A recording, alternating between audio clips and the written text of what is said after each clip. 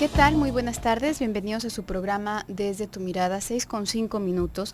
Estás sintonizando el 10:40 de AM, también puedes escucharnos a través de la cadena Cable Radio Network en Estados Unidos o bien en cualquier parte del mundo a través de la página www.radiomujer.com.mx. Estamos aquí, tus psicoanalistas de la radio, José Luis Amarripa y tu servidora Gabriela Maldonado, para dar continuidad al tema acerca de las habilidades sociales para el éxito. ¿Qué tal, José Luis? ¿Cómo estás? Muy bien, Gabriela, ¿tú qué tal? Bien, gracias.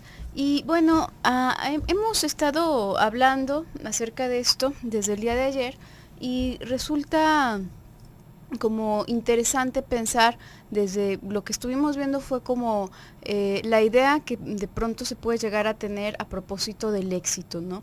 Yo comentaba que podría tener que ver si nos quitamos de encima estos eslogan que nos han estado vendiendo en las últimas décadas a propósito del éxito, podría tener que ver de una manera más sencilla con este sentimiento de cierta realización y de vigencia, de una vigencia que te permite seguir sobre la marcha y que te permite seguir activo y seguir con la capacidad de materializar planes o gustos o cosas que tengas en mente, ¿no? Pero vamos a pensar, vamos a tratar de ser, de plantarnos un poco en la realidad y pensar cómo es que una persona logra determinada idea que tiene o determinado deseo, crear una especie de puente entre esto que se encuentra en su mundo interno y el mundo externo, de tal forma que verdaderamente se pueda abrir camino, que verdaderamente se pueda hacer de los medios y que verdaderamente pueda llevarlo a cabo, si es algo que hay que llevar a cabo, ¿no? En concreto. Y tendríamos que pensar, y bueno, por eso hablamos acerca de las habilidades sociales, en cuál es la manera en que se logra esto, y se logra esto siempre con intervención del otro, siempre con intervención de las personas que nos están rodeando.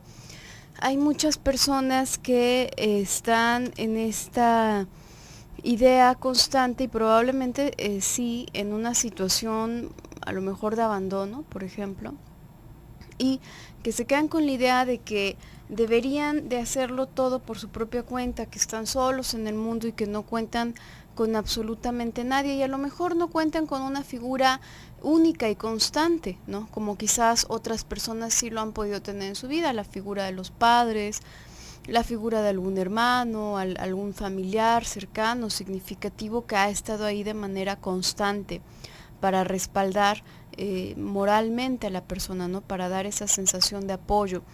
Pero definitivamente si logramos algo en la vida es porque hubo intervención de algún otro ser humano, nos guste o no aceptarlo, ¿no? Puede ser de una forma muy directa, puede ser de una forma indirecta, puede que sean siempre personas distintas y que están ahí de manera fortuita, pero a final de cuentas tiene que ver con esto, ¿no? Entonces, en la medida en la que veamos melladas nuestra capacidad para conectarnos con el resto de los seres humanos, también vamos a ver mellada nuestra capacidad para tener una cierta sensación de bienestar o de realización. No significa que estemos con los otros por conveniencia, ojo, porque luego hay muchas personas que van pensando en las amistades en términos utilitarios, ¿no? Esta persona tiene un muy buen puesto, esta persona tengo que mantenerla de amistad, ¿no? Y se hacen unas cosas ahí muy patéticas, francamente. No me refiero a eso, me refiero a la capacidad de poder entablar una conexión con el otro, una conexión que te permita formar una especie de red de la cual tú también eres parte, ¿no? No es que únicamente tú te estés sirviendo con las otras personas o de las otras personas, sino que el simple hecho de tener esa conexión con las personas te da cierta movilidad hasta las cosas más básicas y más sencillas, te obliga a pensar, te obliga a conectarte. Esa persona te obliga, a veces hay personas que se molestan por esto, ¿no? A ir a lugares en donde no hubieses estado, ¿no? Y quizás adquirir ideas que no hubieses adquirido. La cosa es que mientras estemos conectados, si queremos estar conectados con el mundo real, y para realizar nuestras cosas tenemos que realizarlas en el mundo real, no nada más en nuestro mundo interno, entonces también tenemos que estar conectados con las personas, porque son las personas las que nos dan ese acceso al mundo. Uh-huh. Y fíjate, Gaby, me quedé pensando en lo que decía la cápsula que nos estaba proporcionando Claudia, en cómo hay ciertas cualidades que se pueden tener dentro de nuestro carácter, ¿no? Que no son tanto una habilidad, sino más bien como características de nuestra personalidad, que nos pueden ayudar a mejorar en nuestras relaciones sociales. Por ejemplo, el ser medidos en nuestros impulsos cuando estamos con más personas. Es bastante curioso pensar cómo hay tantas personas que se sienten introvertidos, que se sienten intimidados cuando están hablando con otras personas, o que les da, digamos, mucha desconfianza tener cualquier tipo de contacto, como una entrevista laboral, algún tipo de negociación en el trabajo. Y uno podría pensar que es porque no se cuentan con las habilidades para hacer esas negociaciones, ¿no? Es que yo no sé hablar, ¿no? Y uno dice, no, claro que sabes hablar. Entonces, ¿cuál es el problema? Ahí podríamos pensar justamente en esa capacidad de regularnos cuando estamos con los demás. ¿Por qué? Porque esta emoción que muchas personas van hablando como si fueran nervios, que van describiendo como si fueran sus nervios cuando están con otras personas, es más bien, es, digamos, como esa deficiencia en su capacidad de regular sus emociones cuando están con los demás. Es pensar que se ponen muy nerviosos, que algo les va a salir mal, que quieren decir muchas cosas a la vez y no dicen nada. Y esto es bastante importante pensarlo, que a todos nos pasa. Podrán parecer que hay personas que tienen esta capacidad como muy nata, ¿no? Pues sí, es que esta persona no se aflige cuando está hablando con las personas del sexo opuesto, o cuando tiene que entablar algún tipo de negociación. Acá lo curioso es que esos nervios, esa emoción a todos nos da. Todos tenemos ese como vuelco de estómago cuando salimos a un escenario, cuando estamos hablando con alguien y que nosotros sentimos que es una conversación decisiva. Pero digamos que esta capacidad de regularnos nos permite enfocarnos a ciertas cosas, enfocar nuestra energía libidinal a lo que realmente importa. Y no es, digamos, como que se tenga esta vuelta hacia adentro, como lo podría tener una persona que se considera introvertida, en el que quieren hablar y se tropiezan al hablar. Ellos mismos se están interrumpiendo, no acaban una idea, quieren decir una cosa y acaban diciendo otra. Y esto no es por falta de práctica o porque no se tenga esa capacidad, sino justamente porque se está tan emocionado, se sienten tantas cosas al mismo tiempo cuando se está en esa situación, que sale todo de golpe.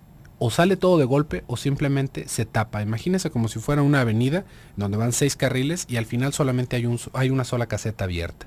Ahí evidentemente que todo esto se va a tapar. Y tendríamos nosotros que poseer esta habilidad de seleccionar o de regular qué es lo que queremos decir al momento que vamos a entablar una conversación. Pero esto no tiene que ver con que haya cosas que nosotros practiquemos para ser, digamos, como más sociables. Por ejemplo, me llama la atención también cómo hay ciertos grupos y clubs de conversación para hacerse oradores, para tener esta facilidad de palabra, y que ahí más bien la gente se va quedando con una idea un tanto distinta de lo que se puede llegar a obtener, y a veces hasta los mismos grupos lo van vendiendo de esta manera, que uno se va a hacer súper desenvuelto en ese espacio, cuando realmente tendríamos que ir puliendo otras habilidades, que es por ejemplo nuestra dicción, ¿no? Cómo vamos organizando nuestras ideas, pero principalmente tendríamos que estar controlados en nosotros mismos y saber qué es lo que queremos reflejarle a la otra persona que tenemos enfrente. Y esto yo creo que podríamos tener un muy buen ejemplo si nos pusiéramos a pensar un poquito en cómo se habla con el sexo opuesto. Vamos a seguir hablando de esto a lo largo del programa, así que quédese con nosotros. Vamos a ir a un pequeño bloque comercial y en un momentito continuamos.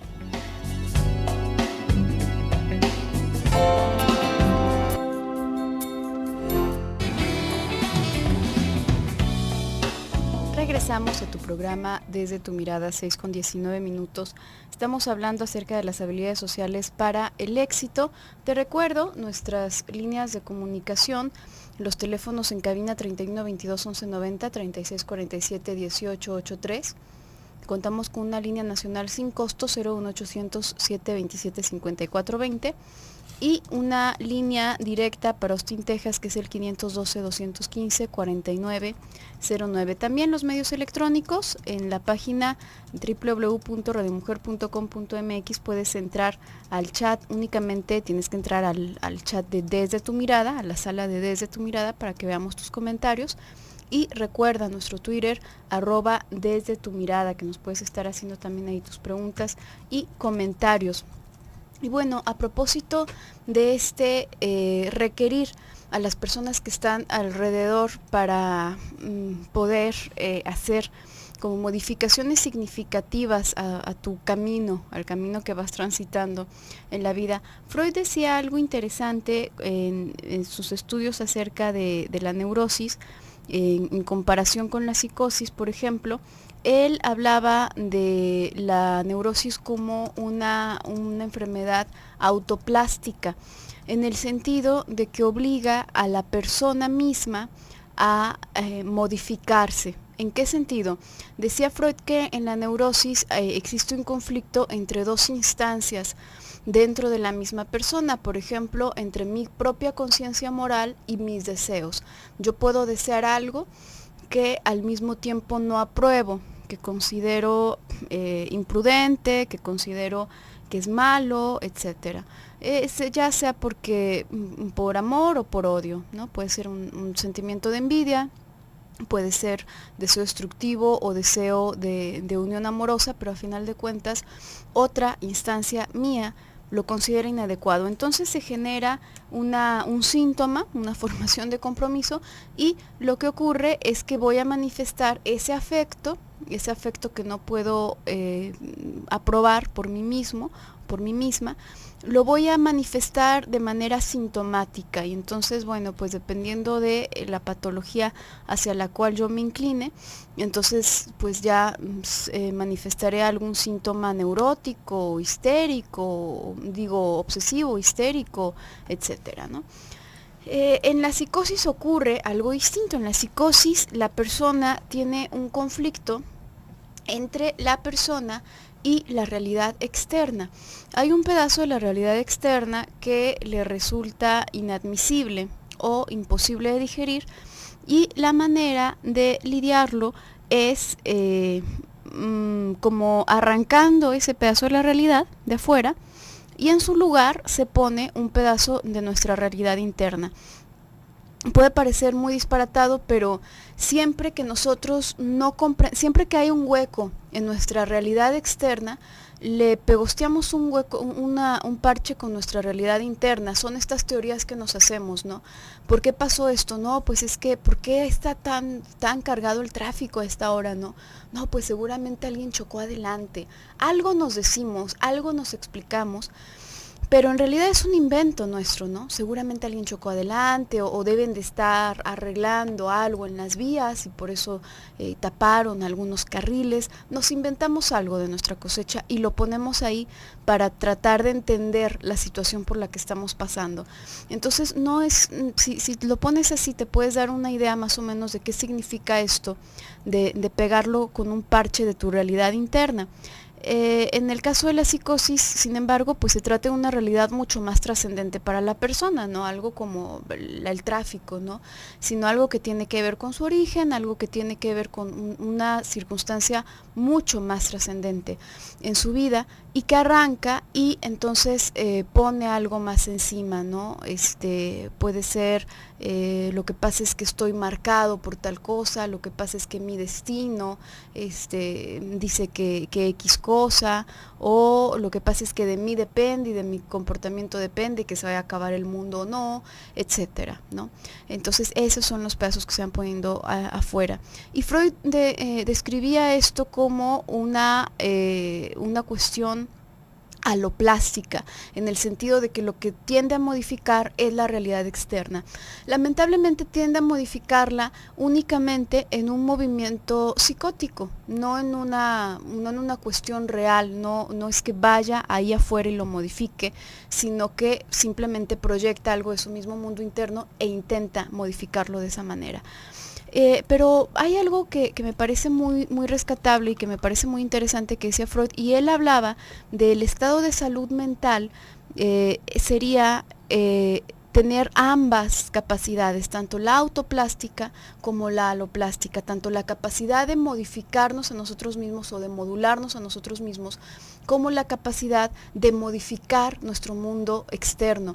Y para modificar nuestro mundo externo de una forma no psicótica, es decir, de una forma efectiva, real, factible, entonces necesitamos tomar herramientas del mismo mundo externo y tomar referentes del mismo mundo externo, tomar agentes del mundo externo, y esos agentes del mundo externo son las personas con las que nos rodeamos.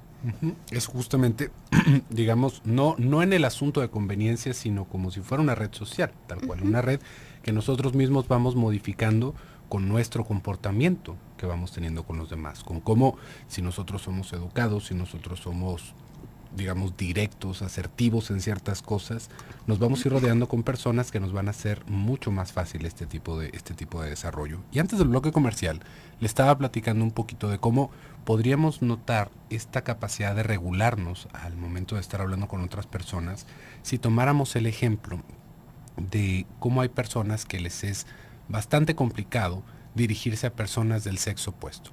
¿Por qué justamente con personas del sexo opuesto? ¿Qué es lo que va haciendo tan complejo que esto suceda? Porque si se fija, justamente ahí es en donde se va mostrando la dificultad con otras personas, ¿no? O, por ejemplo, podríamos pensar también en cómo hay personas que les es bastante complicado hablar con personas de autoridad. Pero vamos tomando el ejemplo de las personas del sexo opuesto para que podamos aterrizar un poquito cómo es que va funcionando esto dentro de nosotros.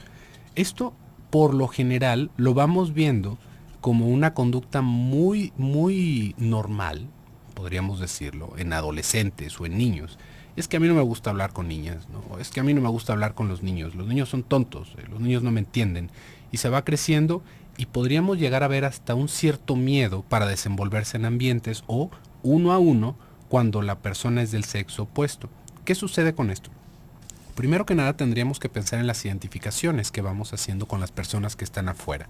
Nosotros vamos estableciendo vínculos y justamente este sería el primer eslabón de nuestra red social, digamos como la primera cosa que se tendría que formar para que realmente tuviéramos una capacidad de socializar con distintas personas, porque ya el socializar lo podríamos ver no tanto como esta relación de dos personas, sino en donde ya podemos insertarnos a la sociedad, no una diada, como tal, una relación diádica, como de madre e hijo. Porque hay quien dice, a mí no, yo la verdad es que me siento muy a gusto con las mujeres. Por ejemplo, con mi mamá puedo hablar de todas las cosas que yo quiera. Bueno, no vale, déjeme le digo desde ahorita, esa no vale. Esa persona no vale para que nosotros tomemos esto en cuenta. ¿Por qué? Porque ahí es una vez más esta relación en donde sentimos esta familiaridad y como que somos casi la misma persona, aunque tengamos cosas muy distintas, pero ya con eso nos va haciendo el trabajo. Pero podríamos entender cómo funciona en esa primera relación y poderlo replicar hasta cierto sentido, porque tampoco es el caso que se haga el mismo tipo de relación con otras personas cuando estamos afuera.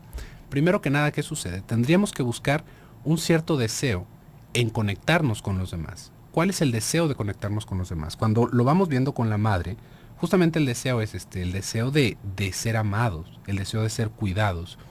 Cuando nosotros ya nos sentimos cuidados, cuando nosotros nos podemos sentir tranquilos de poder socializar con otras personas, ¿por qué nos conectaríamos con otras personas afuera? ¿No? ¿Cuál sería el sentido de que saliéramos de nuestra familia si nuestra familia nos conocen tan bien y no hay tantos problemas como nosotros quisiéramos pensar que hay afuera? ¿Cuál sería la necesidad de conectar afuera? Primero, justamente tendremos que pensar en la necesidad sexual que tenemos de conectarnos con los que están afuera, ¿no? ¿Esto en qué sentido? En el sentido en el que eso no se puede llegar a satisfacer dentro de casa. Y por lo tanto, ahí es en donde vamos a ver que esta dificultad con conectarnos con el sexo opuesto tendría que ver directamente con nuestro deseo sexual. aunque solamente queramos hablar como amigos, ¿sí ve? Aunque solamente queramos pedir la hora, ¿qué va sucediendo? Que no podemos hablar con una mujer. Justamente ahí están estas instancias de las que hemos estado hablando que pueden llegarse a golpar, como a pelmazar, por todo este deseo de conectarnos, con este deseo y tal vez hasta con la misma negativa que nosotros mismos nos estamos dando de que eso está mal. Pensémoslo en una niña. ¿Por qué una niña no hablaría con un hombre en la calle? Para empezar, tendríamos que ver todos los prejuicios que se nos han hecho en casa. Los hombres son peligrosos, los hombres solamente quieren una cosa, cuídate cuando estés afuera, nunca te quedes sola con nadie, pero todo esto va minando nuestra capacidad de sentirnos seguros y esa misma seguridad nos va haciendo todavía más complicado poder conectar con alguien más afuera. Vamos a ir a un pequeño bloque comercial, en un momentito regresamos. Regresamos a tu programa Desde tu Mirada, 6:34. Estamos hablando acerca de las habilidades sociales para el éxito y tenemos una participación anónima. Ella nos está compartiendo. Mi esposo me dice que por qué no le hablo a personas. Me he analizado y veo que a veces no me nace y me siento bien, no me siento culpable. A veces, dice, es por vergüenza. Así será mi carácter, ¿estoy bien o estoy mal? Fíjate, Anónima, no, para empezar, aquí no es que exista una forma buena y una mala para hacer las cosas, ¿no? Sencillamente la manera, las cosas que hacemos nos traen resultados a veces constructivos y a veces destructivos, ¿no? Y sobre todo tenemos que poner atención a los motivos por los cuales hacemos ciertas cosas o dejamos de hacer otras, porque a veces de forma externa puede en sí parecer la misma acción como tal, pero la motivación que la está empujando esta acción o esta no acción o esta pasividad es lo que va a determinar más su destructividad o su capacidad para construir, ¿no? Para resultar productiva en tu vida. Por ejemplo, uno podría tener ciertas reservas, no sé, dependiendo en función a las personas a las que conoces, quizás pensando en que determinada persona pues no es una persona confiable en sí porque la conoces, porque tienes conocimiento de causa, etcétera. Y esto es distinto a no hacerlo simplemente porque te da mucha pena o porque te da mucha angustia, ¿no? Desde afuera podrá verse como exactamente lo mismo, pero desde dentro es lo que importa. Por eso estas campañas que de pronto se hacen de sí, tú tienes que ser sincero y hablar de tus sentimientos a toda costa, pues no, es que no hay una cosa que sea la cosa buena, ¿no? Sino que tenemos que verdaderamente conocernos y analizarnos. Por ejemplo, pensando en esta timidez que a mí me suena, tú dices que te sientes bien, que no te hace mucho ruido el no hablar con las personas y que a veces el motivo por el que no lo haces es vergüenza. Y fíjate, por ahí pensando en lo que estaba comentando en el corte pasado, pienso en esto otra vez, regresando a Freud. Él iba hablando justamente de las distintas instancias que nos vamos formando en nuestro aparato psíquico. Y él habla de esta primera instancia, la instancia más básica, con la que nacemos todos, que describe como ello.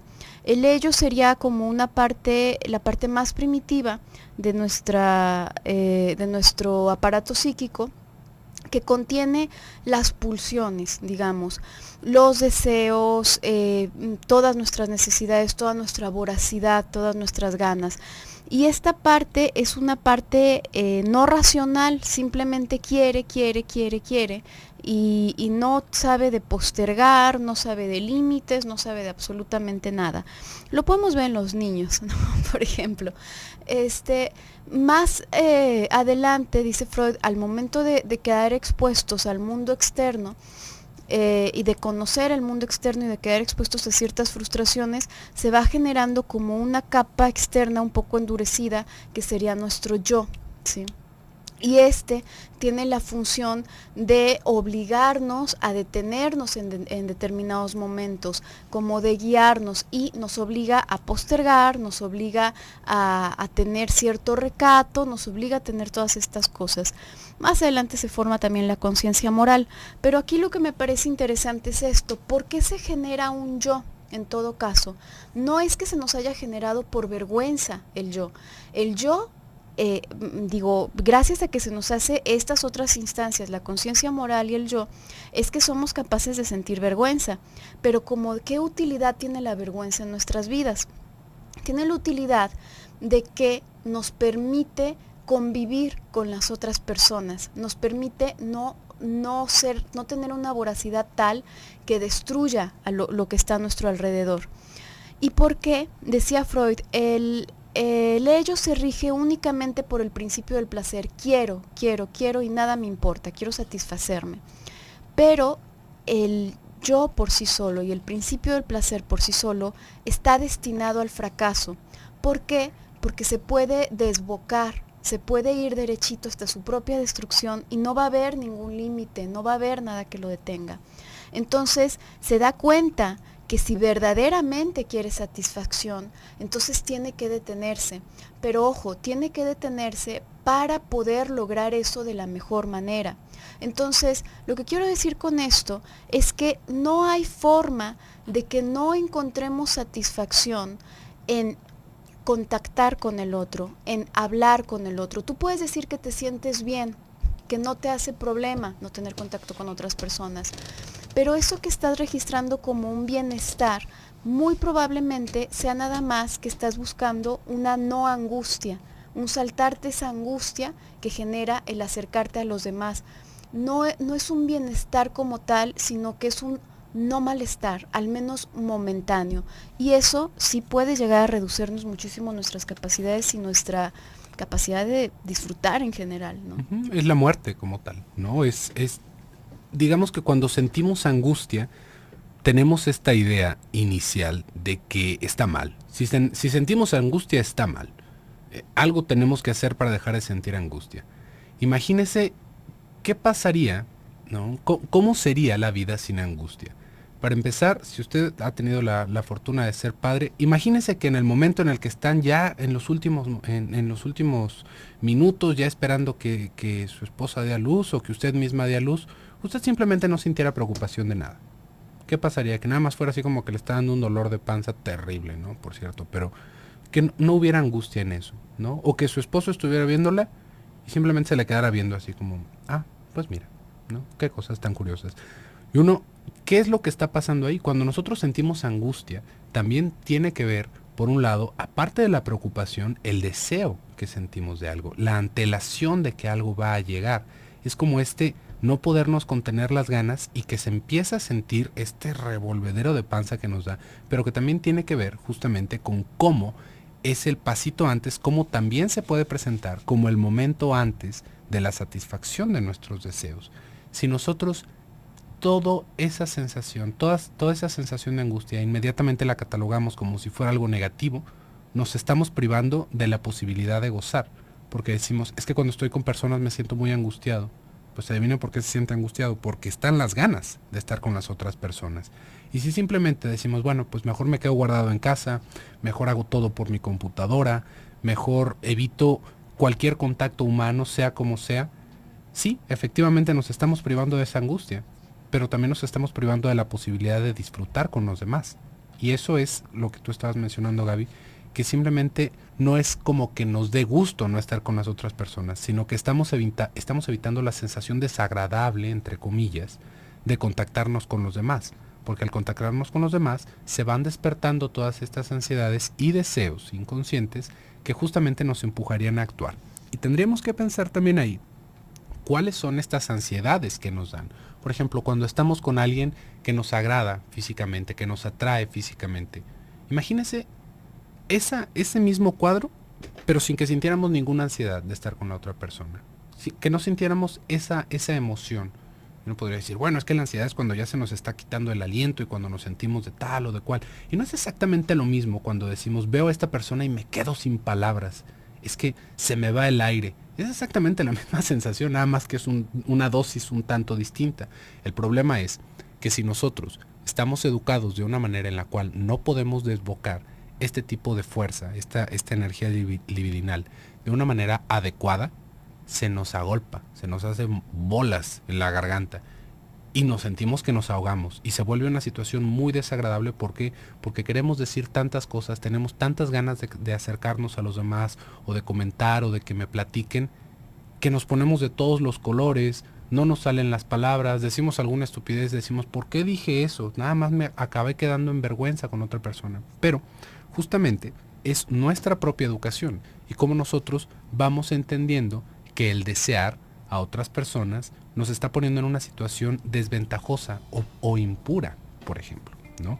Si nosotros estamos cometiendo algo que ya nos está generando vergüenza, el simple hecho de platicar con alguien, imagínese a dónde nos estamos orillando, a dónde nos ha llevado justamente nuestra represión, que es parte de lo que habíamos estado hablando la semana pasada, Gaby, de la patología de la prohibición. Ese es justamente el caminito que nos va a dejar inhabilitados para poder socializar con los demás. Eso por un lado es una de las cositas que hemos estado hablando. Pero bueno, por el día de hoy, ¿qué tal? Todavía sentí por ahí un anuncio. Vamos a ir a un pequeño bloque comercial. En un momentito continuamos. Regresamos a tu programa Desde tu Mirada, 6:50. Ya estamos en el último bloque del programa del día de hoy. El día de mañana estaremos hablando de un tema distinto pero relacionado. Tenemos una participación de Graciela, ella nos está compartiendo: hay días que no tengo ganas de ir a lugares religiosos, pero cuando no voy siento culpa, siento que Dios se enoja porque no voy. Esto es algo muy interesante, Graciela, y que nos da como esta... la otra versión, el otro extremo de lo que nos van diciendo en la participación anónima, ¿no? De no contactar con otras personas, y ella nos decía, bueno, me siento bien, o sea, realmente no me da culpa ni nada de eso, pero a final de cuentas es por vergüenza, ¿no? Mucho de lo que hago esto.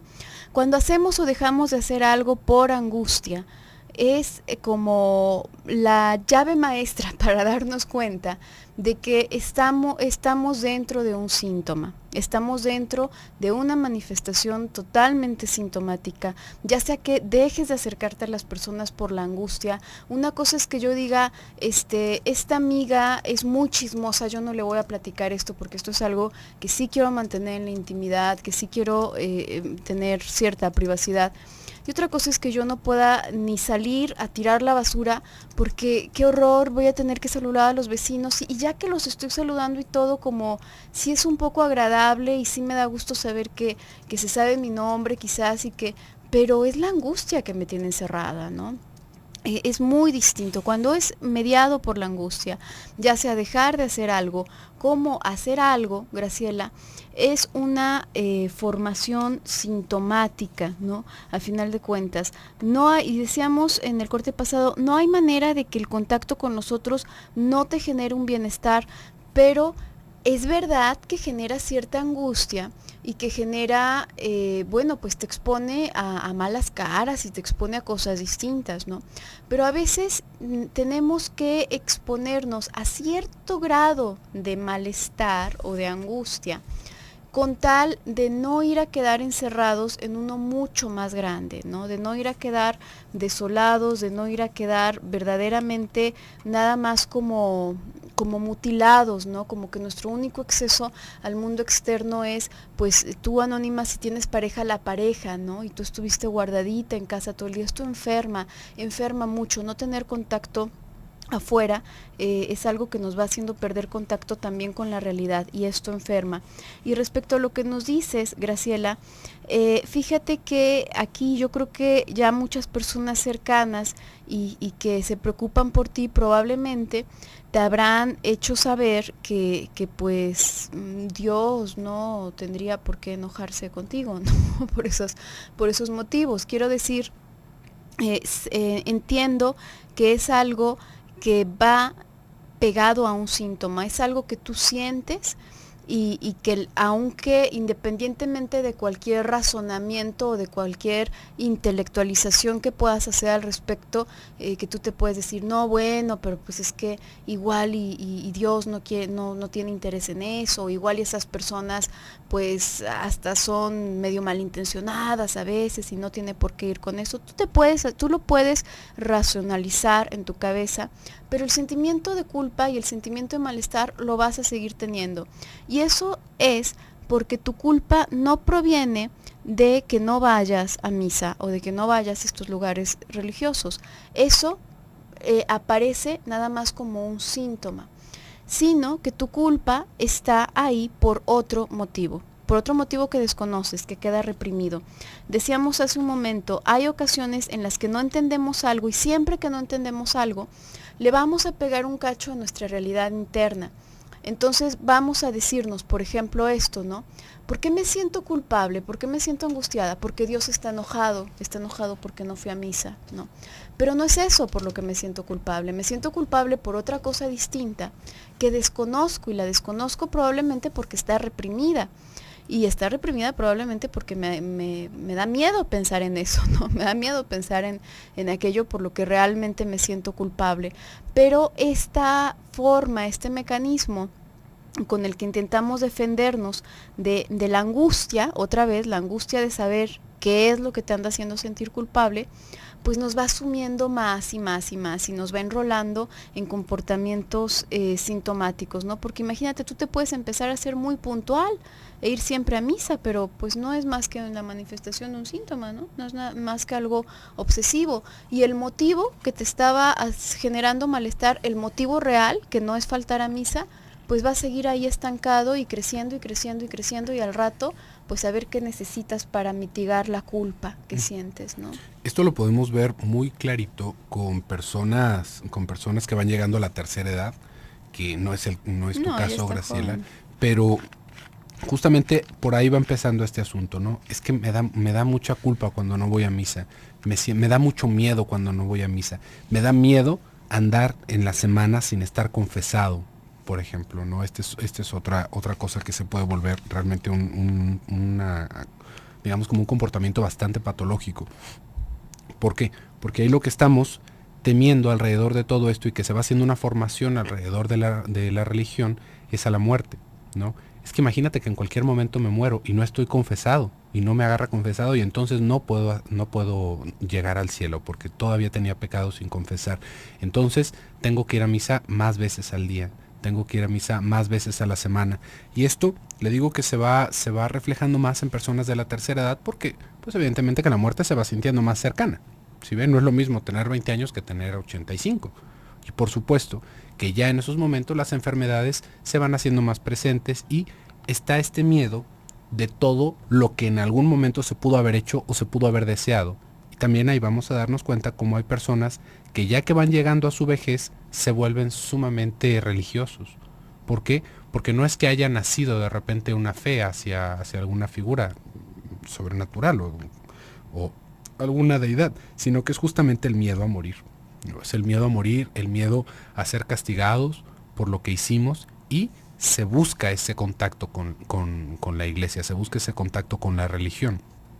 Y se va haciendo una cosa cada vez más agravante para la vida personal.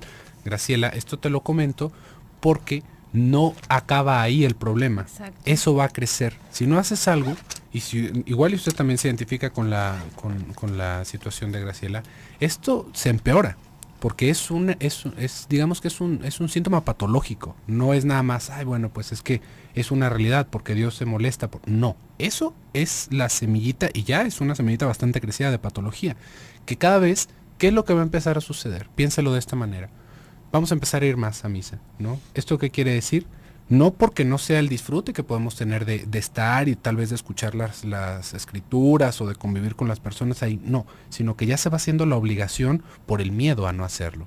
Y cada vez que tengamos la oportunidad vamos a ir al punto en el que se puede escalar, en el que vayamos diario, en la mañana y en la tarde, y en la noche rezarnos un rosario, y antes de comer rezar, y cuando no estamos haciendo otra cosa, rezar, y cuando estamos viendo la tele, ver los canales religiosos, y cuando lo prendemos al radio, escuchar la homilía por la radio. Y esto, ¿qué hace? Llena nuestra vida de este aspecto que difícilmente vamos a escuchar que alguien nos lo critique porque decimos, bueno, pues está muy apegado a la religión, a Dios, pero que no dejó espacio para nada más en nuestra vida, que nos va alejando de nuestros familiares, que nos va generando una manera de, digamos, como de juzgar a los demás, porque es que ¿por qué no van a misa igual que yo? Todas estas personas que no hacen lo mismo que yo están en pecado. Todas estas personas están por el camino incorrecto. Y esto le acaba dando en la torre a todos nuestros vínculos que tenemos. ¿Sí ve? A todos nuestros vínculos y a nuestros deseos. Esto, pensándolo como algo que igual y no alcanzamos a hablar tan a profundidad en el tema de la patología de la prohibición, pero que justamente se va conectando con esto de las habilidades sociales.